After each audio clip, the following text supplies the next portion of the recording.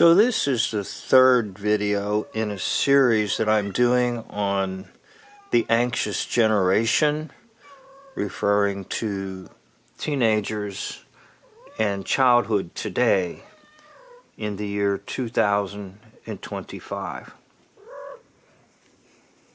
The little noise that you're hearing is one of our household pet cats in the background. Okay, so we're going to start with Ephesians chapter 6, verse number 1, 2, 3, and 4. Children, obey your parents in the Lord, for this is right. Honor thy father and mother, which is the first commandment with promise, that it may be well with thee, and thou mayest live long on the earth. And ye fathers, provoke not your children to wrath, but bring them up in the nurture and admonition of the Lord. Now, the book that I've been using is not a Christian book. In fact, the author often mentions evolution and has no references to Holy Scripture.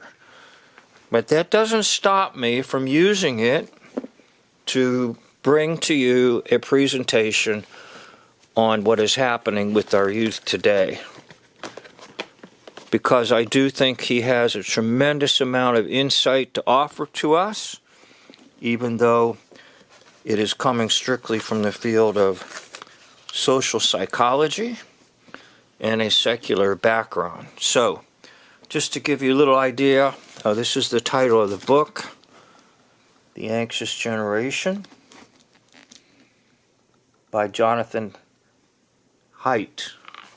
I think I'm saying it right. So I want to give you a little write-up, and it comes from Christianity Today. Now I realize, of course, Christianity Today has kind of fallen by the wayside and is not what it used to be, but nevertheless, there's a little bit of a recommendation there for the book by an editor from Christianity Today. So if you want, you can youth director for full-time youth work.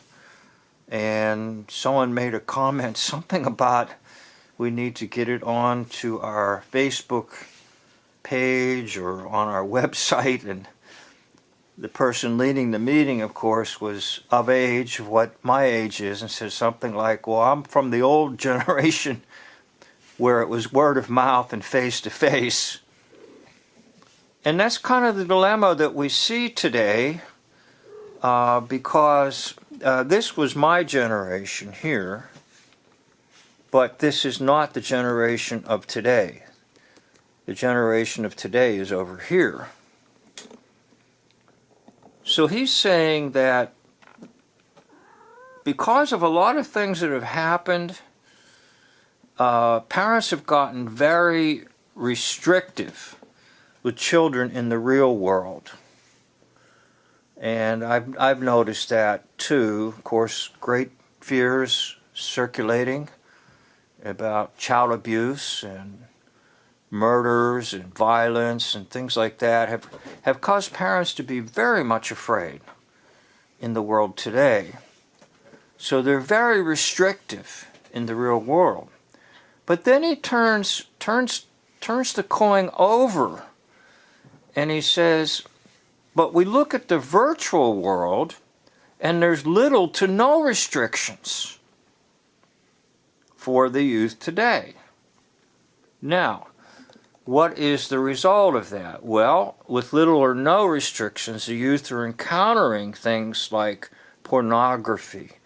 And I don't mean mild, I mean graphic. And they are being hit with things that they should not be hit with at their particular age.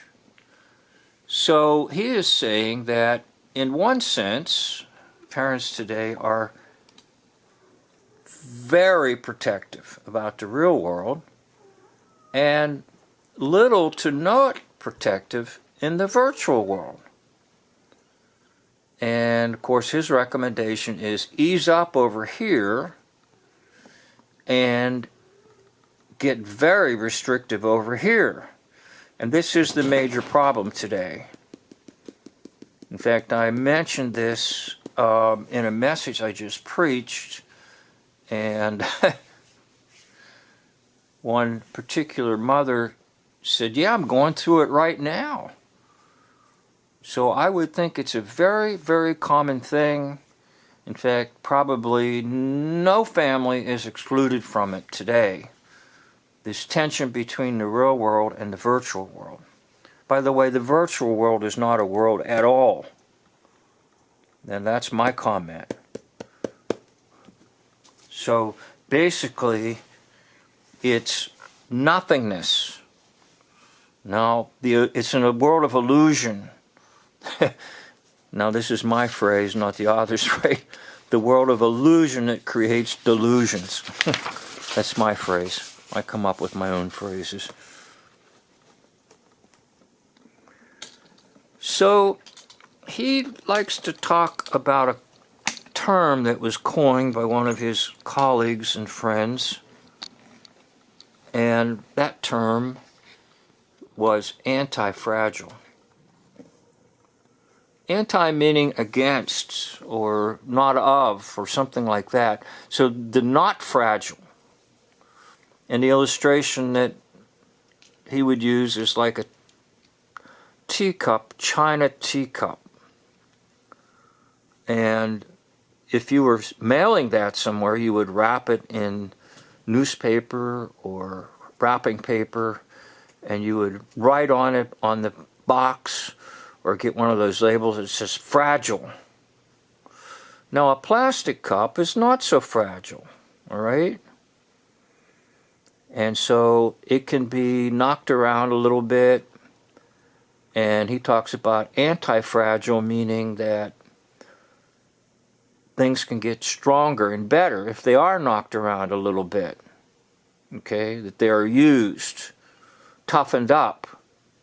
Now, this was kind of a philosophy when I was growing up, that as a boy, we were given numerous opportunities to get toughened up and knocked around.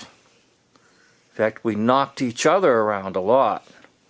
One example I can think of is we used to go play tackle football without any equipment or padding. And it would occur quite frequently, and inside I was like, I don't really like this at all.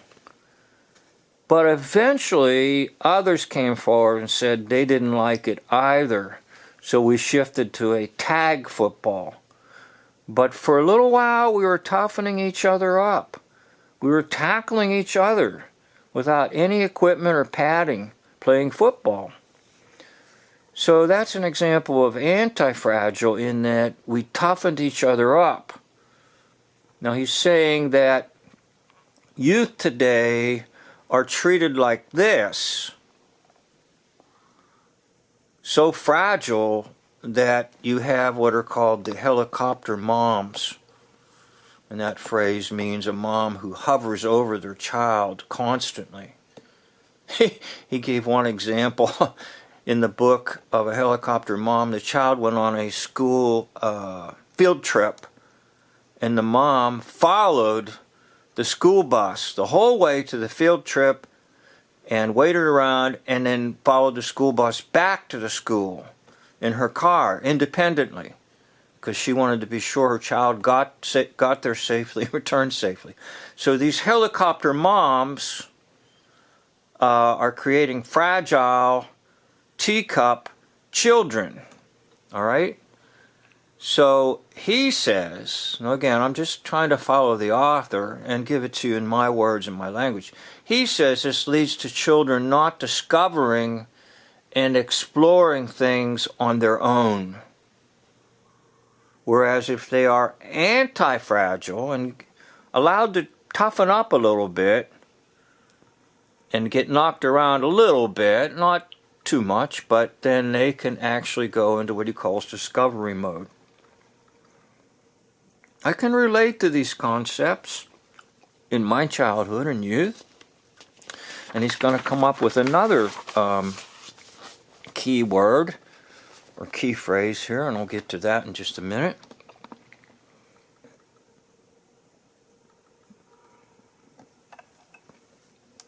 So, because of the loss of trust in our fellow citizens, in our neighbors, to sort of keep an eye out for all children, the real world now is very restricted to children, and maybe rightfully so.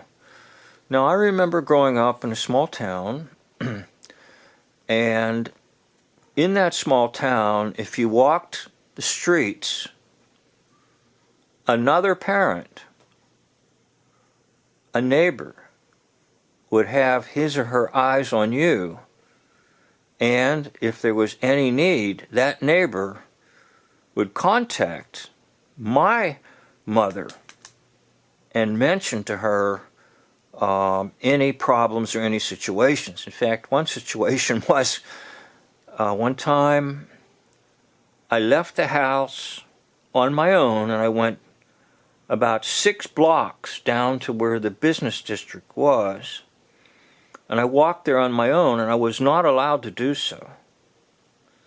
And when I came back, my mother confronted me and said, "What were you doing down there? You know you're not allowed down there." And I said, "Well, how did you know?" And she pretty much said, "Well, just mothers know these things." Well, the truth of the matter was that one of the neighbor ladies was down there and saw me wandering around as a little child on my own, and thought I should tell his mother that he's down there by himself, wandering around on his own. So that's gone, is what he's saying. And so because that's gone, the real world is now under great restrictions by parents. And he's saying that there needs to be some autonomy given to children. I have to be careful how I word this. I don't want to misinterpret the author. All right? Now, in the virtual world, what he's saying is there's almost no restriction. And parents need to be more restrictive and give very little, almost to no autonomy to children with these devices. And this is where the arguments occur, the fights occur. And this is where it's easy for a parent to just give in and say, "I don't want to fight. Here, take it and go to your room." And they shut the door and the parent doesn't know what they're doing. Well, they could be on pornographic sites. Now, some of these cell phones and programs allow for parents to have parental controls, but here's the secret.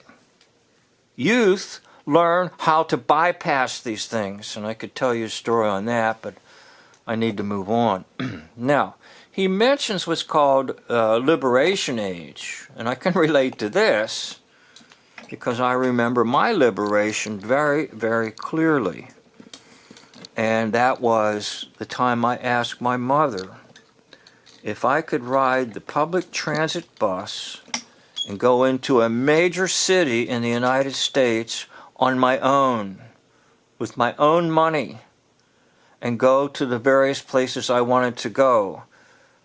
And I was so shocked and so surprised that my mother granted me permission. And I went on the public transit bus, paid my fare, knew where I was going, and got off the bus and went to stores in a major city in the United States. Now, he calls that kind of like your liberation age, which means that you are given some freedom to be without parental or adult supervision. Now, I can't remember exactly how old I was when that occurred, but I'm going to estimate it was somewhere around here, 10, 11 years of age, that I was granted full permission to go on a public transit system and go into a major city. So he will acknowledge there is no right way. In other words, he's saying, well, we don't really have a blueprint. Now, that's where I would have to jump in and say, well, I think I just read you a blueprint from Ephesians. We do have a right way, and we do have a blueprint. Okay? So, anything a parent does should have good scriptural foundation. And all this stuff with the cell phone needs to be worked out through Holy Scripture and looking at those scriptures. But his recommendation is based on his concept. And I think we need to look at it and realize it's a pretty decent concept and recommendation. He thinks that children need to be play-based. In other words, give them the freedom to play. Let them play. Get them off their phones. Get them off their video games.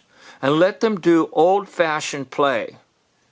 Now that's the problem. That's the dilemma.